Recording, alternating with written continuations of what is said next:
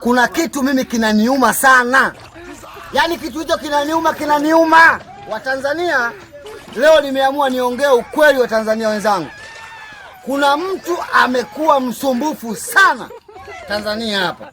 Haiwezekani sisi kuonekana anatukana matusi, anaongea mambo ya kishenzi na mtu mwenyewe sio mwingine.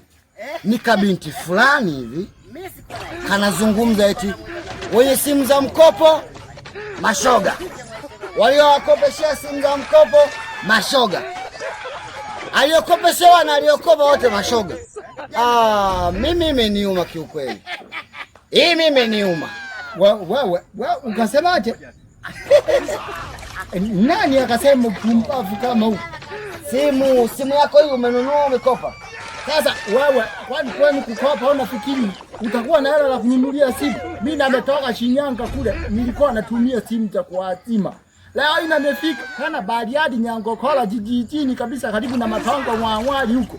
Nimenunua hii, nimenunua. Na nimekopa, kwa hiyo mimi nimekopa hili Samsung la kukopa ili kwa siku nalipa 2000 kasoro change.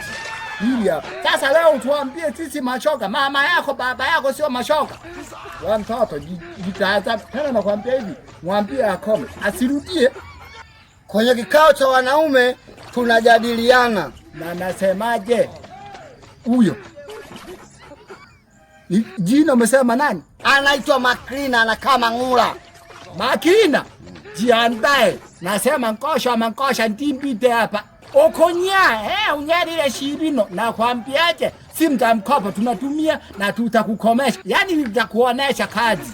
Jiandae. Kikao cha wanaume kinasema kampeni inaanza maalum ya kumfuata Makrina. Haiwezekani. Simu yako ya nini?